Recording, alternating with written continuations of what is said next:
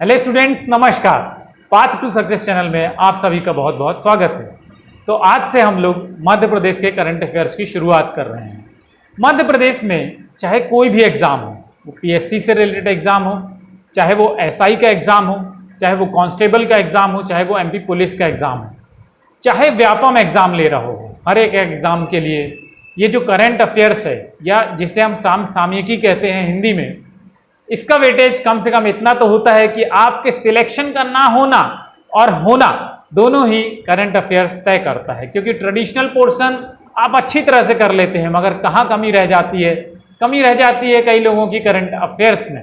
तो आज हम लोग करंट अफेयर्स देखेंगे, यानी कि आज से रोज मैं वीडियोस प्रोवाइड करूंगा आपको समसामयिकी यानी कि करंट अफेयर्स, जो कि स्पेशली मध्य प्रदेश के पेपर से होगा और मध्य प्रदेश से रिलेटेड होगा। और मध्य प्रदेश में जो नेशनल न्यूज़ पूछी जाती है मध्य प्रदेश के क्वेश्चंस में, सिर्फ उन पर हमारा फोकस होगा। इससे आप लोग क्या सीख सकेंगे? अगर ये वीडियो देखते हैं तो इससे आप लोग ये सीख सकेंगे कि हमें किस तरह से न्यूज़पेपर पढ़ना चाहिए और न्यूज़पेपर में कौन सी इंपॉर्टेंट न्यूज़ होती है जो आपके कॉम्पिटिटिव एग्जाम के लिए इंपॉर्टेंट है, और उस न्यूज़ के साथ साथ ऐसी चीज़ें जो कि उस न्यूज़ से जुड़ी हुई चीज़ें हैं जो आपको पता होनी चाहिए और एग्जाम में पूछ लेता है और हम अवाक रह जाते हैं कि यार ये क्वेश्चन कैसे पूछ लिया। और हम नेक्स्ट टाइम क्या करते हैं कि जितनी भी लिस्ट होती है उस चीज़ की, हम वो सब निकाल करके उसको रटने लग जाते हैं और सब कुछ हौच पौच हो जाता है। ठीक है, तो शुरुआत करते हैं। सबसे पहली न्यूज़ जो मुझे मिली है वो है पर्यटन बोर्ड ने शुरू किया बफर में सफर अभियान। ठीक है, याद रखेंगे 6 अगस्त की ये न्यूज़ है। न्यूज़ थी पर्यटन बोर्ड ने शुरू किया बफर में सफर अभियान। तो यहाँ पे आपको ये अगर पता हो कि बफर क्या होता है तो इस क्वेश्चन का आंसर आप बहुत आसानी से सही कर पाएंगे। तो मैं आपको बता देता हूँ कि जो हमारे नेशनल फॉरेस्ट होते हैं या जो संरक्षित वन जिन्हें हम कहते हैं वो होते हैं, रिजर्व फॉरेस्ट होते हैं या वाइल्ड लाइफ सेंचुरीज होती हैं, तो इनको 3 भाग में डिवाइड किया गया है। 3 भाग में क्या, जो सबसे अंदर का भाग होता है वो क्या कहलाता है? कोर। जो उसके बाहर का जो भाग होता है ट्रैक, उसको वो क्या कहलाता है? बफर। और जो उसके बाहर का जो ट्रैक होता है वो क्या कहलाता है? ट्रांजिशन। तो यहाँ तीनों एरिया में फॉरेस्ट का लॉ लागू होता है। तो इन तीनों जो जोन होते हैं या एरिया कह लो या रीजन कह लो, ठीक है, इसमें क्या होता है? फॉरेस्ट लॉ लागू होता है। बफर में और कोर में आप जा नहीं सकते, घूम नहीं सकते without the permission of forest, जिस फॉरेस्ट में आप जा रहे हैं। तो यहाँ पे क्या है कि बरसात का जब समय आता है तो कोर रीजन में जो सफारी होती है वो बंद कर दी जाती है, यानी कि किसी भी नेशनल फॉरेस्ट में या वाइल्ड लाइफ सेंचुरी में या रिजर्व फॉरेस्ट में आप बरसात के समय में कोर एरिया नहीं देख सकते। इससे क्या होता है? सरकार की आय भी घट जाती है, फॉरेस्ट की आय भी घट जाती है। इस चीज़ से बचने के लिए मध्य प्रदेश ने एक नई शुरुआत की है जिसका नाम है बफर्स में सफर अभियान। यानी बरसात के समय में भी जो लोग सफारी का आनंद लेना चाहते हैं तो वो बफर जोन में उन पर्यटक बन करके वो जा सकते हैं। ठीक है, यानी बफर जोन में जो फॉरेस्ट के जो प्रोड्यूस होते हैं उन पर जो आसपास के जो रहने वाले होते हैं, आसपास के जो विलेज के लोग होते हैं, उस पर कोई अधिकार नहीं होता है। यानी उस फॉरेस्ट प्रोड्यूस को वो यूज़ नहीं कर सकते, उसकी लकड़ी को वो उठा नहीं सकते जंगल से। अगर कोई जानवर मरा हुआ है, अगर उस क्षेत्र में मर जाता है तो वो वहीं पड़ा रह जाता है, उसको कोई व्यक्ति नहीं उठा सकता, वही जानवर खा लेते हैं और वो आखिरी में वो डिग्रेड हो जाता है और मिट्टी में मिल जाता है। ठीक है, तो समझ गए कि बफर जोन क्या होता है। अभी मैं इसको और अच्छी तरह से समझा देता हूँ। जो भी चीज़ें ज़रूरत हैं बफर जोन से रिलेटेड वो सारी चीज़ें मैं आप लोगों को यहाँ पर बताऊँगा। तो बफर जोन की शुरुआत जो हुई थी, सबसे पहले यूनेस्को का man and the biosphere programme शुरू हुआ था, उसी में इसकी शुरुआत हुई थी। यानी उधर ही इसको पॉपुलैरिटी मिली थी। कौन सा प्रोग्राम? यूनेस्को का प्रोग्राम था मैन एंड द बायोस्फीयर। कब स्टार्ट हुआ था? 1971 में स्टार्ट हुआ था। यानी ये सारी चीज़ें आपको पता होनी चाहिए। अगर एग्जाम में ये क्वेश्चन आ जाता है कि बफर जोन क्या होता है, तो यानी कि ये करंट से रिलेटेड था। आपको फॉरेस्ट से रिलेटेड हर चीज़ याद रखने की ज़रूरत नहीं है, लेकिन ये याद रखने की ज़रूरत आपको है क्योंकि मध्य प्रदेश ने बफर में सफ़र की स्टार्ट की है, यानी ये योजना मध्य प्रदेश चला रहा है। तो ये जो बफर एरिया होता है ये क्या होता है? इसका डेफिनेशन एक बार देख लेते हैं। It is an area peripheral to a national park और इक्विवेलेंट रिजर्व। ठीक है, ऐसा एरिया जो कि नेशनल पार्क की बाउंड्री बनाता है, ठीक है, उसको क्या कहते हैं, बफर एरिया कहते हैं। Where restrictions are placed upon resource use और special development measures are undertaken to enhance the conservation value of the area, ठीक है। तो जो बफर जोन होता है उसमें भी मैंने आप लोगों को बताया कि रिस्ट्रिक्शंस होते हैं क्योंकि फॉरेस्ट का लॉ वहाँ पर लागू होता है, और जो स्पेशल डेवलपमेंट मेजर्स वहाँ पर लिए जाते हैं। स्पेशल डेवलपमेंट मेजर्स कैसे, जैसे कि फेंसिंग करना या उस एरिया में पेड़ लगाना, ठीक है, जिससे कि जंगल को फ़ायदा पहुँचता है, ऐसे डेवलपमेंटल प्रोसेस। ऐसा नहीं कि इंफ्रास्ट्रक्चर क्रिएट किया जाता है, ठीक है। और कंजर्वेशन वैल्यूज यानी कि उसको संरक्षित करने की पूरी कोशिश की जाती है, ठीक है। तो उसको हम क्या कहते हैं, बफर जोन कहते हैं। याद रखिएगा 1971 में man and the biosphere programme जो था यूनेस्को का, उसमें बफर जोन को पॉपुलैरिटी मिली थी। बफर जोन ऐसे एरियाज होते हैं जहाँ पे कि रिस्ट्रिक्शन होता है, वहाँ के आप रिसोर्स को यूज़ नहीं कर सकते। नेशनल फॉरेस्ट से जो जुड़ा हुआ एरिया होता है उसी को हम कहते हैं बफर जोन। जो नेशनल फॉरेस्ट का कोर एरिया होता है उसको हम क्या कहते हैं, कोर जोन। और जो बफर जोन के बाद का एरिया होता है उसको हम क्या कहते हैं, ट्रांजिशन जोन। ट्रांजिशन जोन का थोड़ा बहुत प्रोड्यूस जो होता है फॉरेस्ट से, जो लकड़ियाँ गिरी हुई होती हैं उसको जो जंगल के आदिवासी लोग होते हैं वो यूज़ कर सकते हैं, लेकिन बफर जोन में घुसना भी मना होता है। तो पर्यटन तो बिल्कुल भी मना होता है, आप समझ गए। नेक्स्ट जो न्यूज़ आज मुझे इम्पॉर्टेंट मिली, यानी कि 6 अगस्त को मिली थी, आज 7 अगस्त है। भोपाल, इंदौर, ग्वालियर व उज्जैन के बाद अब जबलपुर भी नॉन अटेनमेंट सिटी घोषित। तो यहाँ पे आप लोगों को ये पता होना चाहिए कि नॉन अटेनमेंट सिटी का मतलब क्या होता है, और पहले कितनी सिटीज़ थी और अभी कितनी सिटीज़ को जोड़ दिया गया है। तो नॉन अटेनमेंट सिटी में पहले भोपाल था, इंदौर था, ग्वालियर था और उज्जैन था। अब कौन सी सिटी जोड़ी गई है, जबलपुर जोड़ी गई है, यानी कि अब 5 हो गए।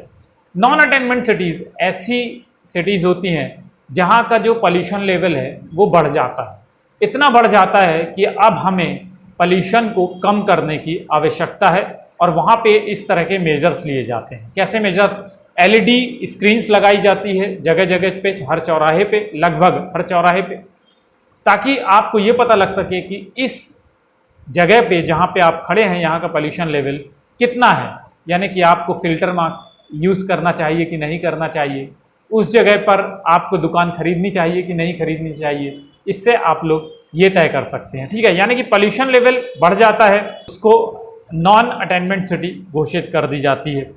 अब देख लेते हैं कि नॉन अटेनमेंट सिटीज़ का मतलब क्या होता है। तो CPCB, जिसका फुल फॉर्म है central pollution control board, has identified list of polluted cities in which the prescribed national ambient air quality standard are violated. तो यहाँ पे आप लोगों को नाक्स का फुल फॉर्म भी मिल जाता है, NAAQS। तो ये भी आप लोगों को याद रखना है, इसका फुल फॉर्म क्या है, national ambient air quality standards. तो जब इन स्टैंडर्ड्स को वायलेट करते हैं तो उन सिटीज़ को हम क्या कहने लगते हैं, पॉल्यूटेड सिटीज़। ऐसा कौन सर्टिफाई करता है, central pollution control board certify करता है। These cities have been identified based on ambient air quality data obtained in 2008-10 under national air quality monitoring programme, ठीक है। तो national air quality monitoring programme के तहत ये लोग हर सिटी का जो एयर है वो मॉनिटर करते हैं, और जब इनके हिसाब से पॉल्यूशन लेवल बढ़ जाता है तो उसको नॉन अटेनमेंट सिटी घोषित कर दी जाती है।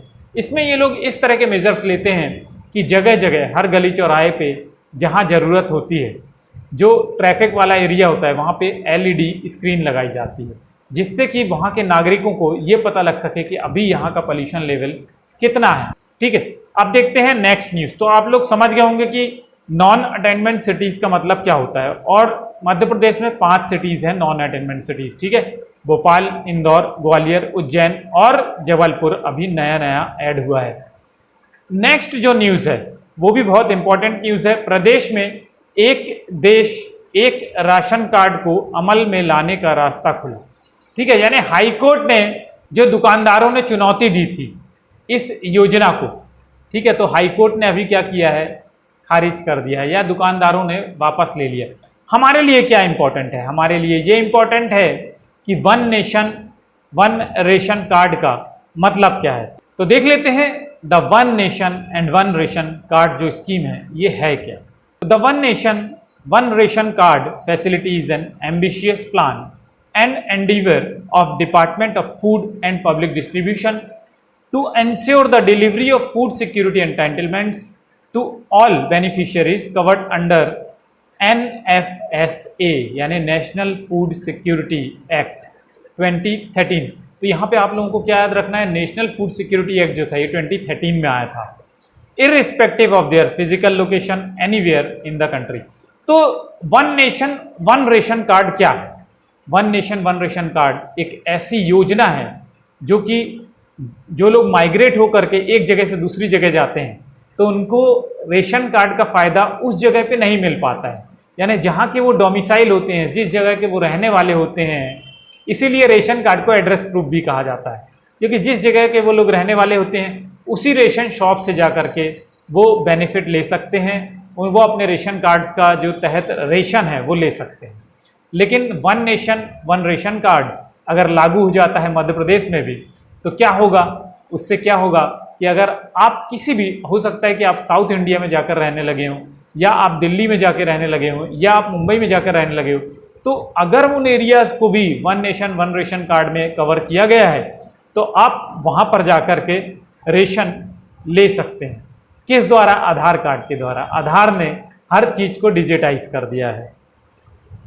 तो आगे देख लेते हैं। One nation one ration card facility was started in interstate portability of ration cards in 4 states। तो सबसे पहले इसकी शुरुआत 4 स्टेट्स में की गई थी विथ इफेक्ट फ्रॉम अगस्त 2019। तो याद रखिएगा 4 स्टेट में पायलट बेसिस पे स्टार्ट की गई थी, और कब स्टार्ट की गई थी? अगस्त 2019 में। Since then a total of 20 states and UTs have been integrated together into a seamless national portability cluster. ठीक है, तो जिन स्टेट्स को इसमें इंक्लूड किया गया उसको हम क्या कहते हैं? National portability cluster. याद रखिएगा कब ये बनाया गया था? जून 2020 में ये क्लस्टर बनाया गया था, यानी जो 20 स्टेट्स ने अपने आप को कनेक्ट कर लिया कि one nation one ration card के स्कीम के अंदर ये 20 स्टेट्स आते हैं, उनको हम क्या कहते हैं? National portability cluster. कब से ये बना है? ये बना है जून 2020 में। Thus, this facility is currently enabled for NFSA card holders in 20 states और UT, यानी जिसके पास भी नेशनल फूड सिक्योरिटी एक्ट के तहत कार्ड है वो उन रेशन से रेशन प्राप्त कर सकता है, यानी उन स्टेट्स, किसी भी स्टेट्स में जाकर के। अब देख लेते हैं कि ये 20 स्टेट्स कौन से हैं भाई। तो आंध्र प्रदेश है, हरियाणा है, कर्नाटका है, महाराष्ट्र है, उड़ीसा है, सिक्किम है, मिजोरम है, तेलंगाना है, केरला है, पंजाब है, त्रिपुरा है, बिहार है, गोवा है, हिमाचल प्रदेश है, दादर एंड नगर हवेली है और दमन दीव है, गुजरात है, उत्तर प्रदेश है, झारखंड है, मध्य प्रदेश है और राजस्थान। ठीक है, तो मध्य प्रदेश भी इंक्लूडेड है नेशनल पोर्टेबिलिटी क्लस्टर में। तो समझ गए क्या है ये one nation one ration card scheme, कब आई थी? तो ये सारी चीज़ें आप लोग याद रखेंगे। कब आई थी? आपको याद रखना है कि अगस्त 2019 में 4 स्टेट में इसको लागू किया गया था। जून 2020 तक ये 20 स्टेट्स में आ गया और इन 20 स्टेट्स को हम क्या कहते हैं? नेशनल पोर्टेबिलिटी क्लस्टर कहते हैं। अब देखते हैं कि नेक्स्ट न्यूज़ क्या है जो कि हम सब के लिए इम्पॉर्टेंट है। नेक्स्ट न्यूज़ है 5 तारीख को, आप सबको मालूम होगा, ऐतिहासिक दिन, जिस दिन अयोध्या में राम मंदिर का शिलान्यास किया गया, यानी कि नींव रखी गई। श्री प्रधानमंत्री नरेंद्र मोदी जी ने नींव रखी। तो यहाँ पे इम्पोर्टेंट क्या था? एक टाइटल था जो कि मुझे पसंद आया, वो था सरयू ने यूं देखी प्रेम के अश्रुओं की अविरल धारा। तो आप लोगों को यहाँ पर सरयू नदी जो है इसके बारे में जानकारी होना चाहिए। क्यों जानकारी होना चाहिए? क्योंकि सरयू नदी पर ही है अयोध्या नगरी, यानी अयोध्या सिटी जो है ये सरयू नगरी पे है।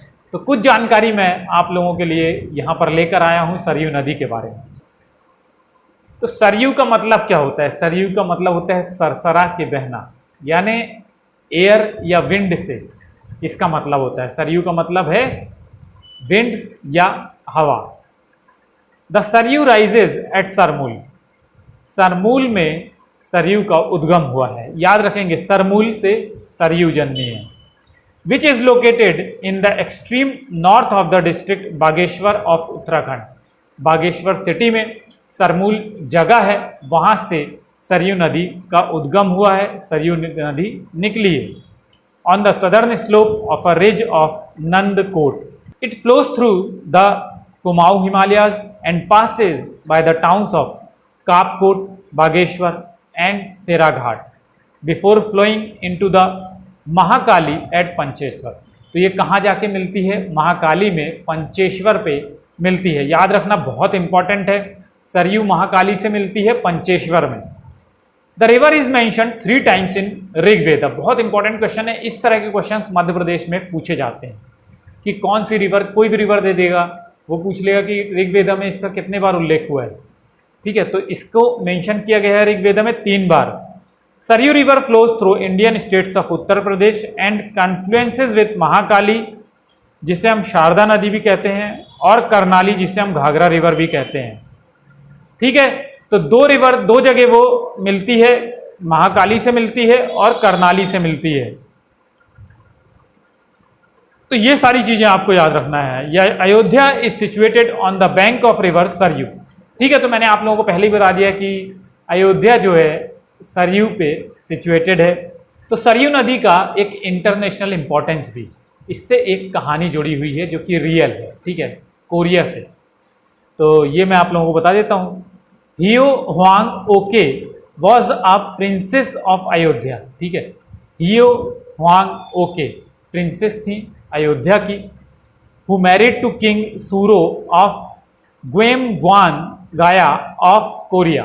तो जो हियो हुआंग ओके प्रिंसेस थी अयोध्या की, इनकी शादी किससे हुई? सूरो ऑफ ग्यूग्वान गाया ऑफ कोरिया, कोरिया के राजा से इनकी शादी हुई। 2008 में her memorial was built by the Korean government on the west bank of Sarayu river and Ayodhya was declared as a sister city of Incheon. यानी अयोध्या को सिस्टर सिटी घोषित किया है कोरिया ने इंचियोन की।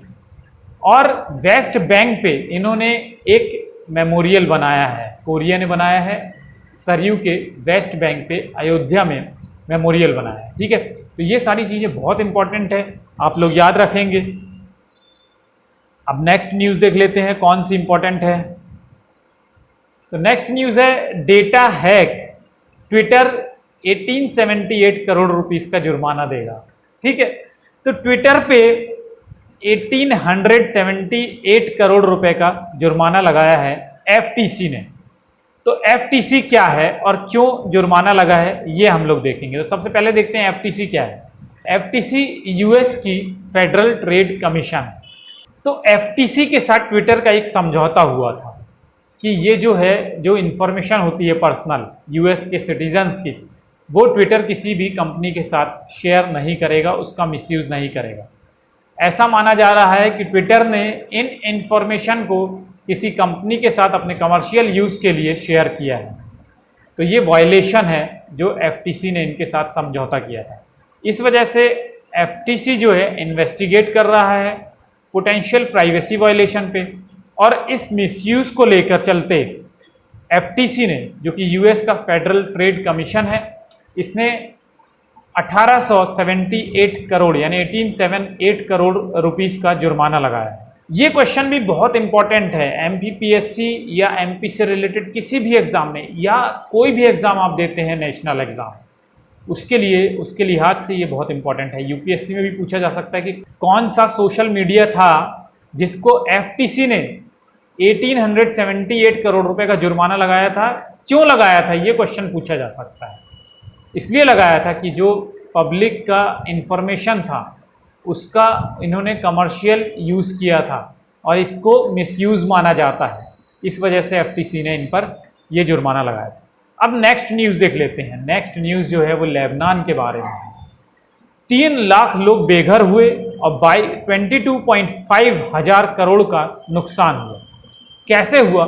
बेरूत में एक धमाका हुआ। उस धमाके के कारण, याद रखेंगे, पटाखे बनाने के लिए जो अमोनियम नाइट्रेट स्टोर करके रखा गया था, उसमें धमाका होने के कारण ये स्थिति उत्पन्न हुई है। इतना बड़ा डिजास्टर हो गया, ठीक है, मैन मेड डिजास्टर, जिसमें कि 3 लाख लोग बेघर हो गए और 22.5 हजार करोड़ तक का अभी तक का अनुमानित नुकसान। तो स्टूडेंट्स, ये सारी न्यूज़ थी जो कि मुझे लगा कि इम्पॉर्टेंट है और किसी भी एग्ज़ाम के पर्सपेक्टिव से आप लोगों को इनके बारे में जानकारी होना चाहिए। तो ये समाचार भी थे, तो दोनों चीज़ें आप लोगों को मिल गई, समाचार भी पता चल गया और जो इम्पॉर्टेंट इससे जुड़ी हुई चीज़ें थी वो भी आप लोगों को पता चल गई। ठीक है, थैंक यू वेरी मच। आशा करता हूं कि आप लोग सब्सक्राइब करेंगे और अपने फ्रेंड सर्कल में भी कहेंगे कि इस चैनल को सब्सक्राइब कर लीजिएगा, क्योंकि ये चैनल आप लोगों का भविष्य बदल सकता है, आप लोगों को सक्सेस के पाथ पर ले जा सकता है। Thank you very much for watching this videos and all the best for your exams.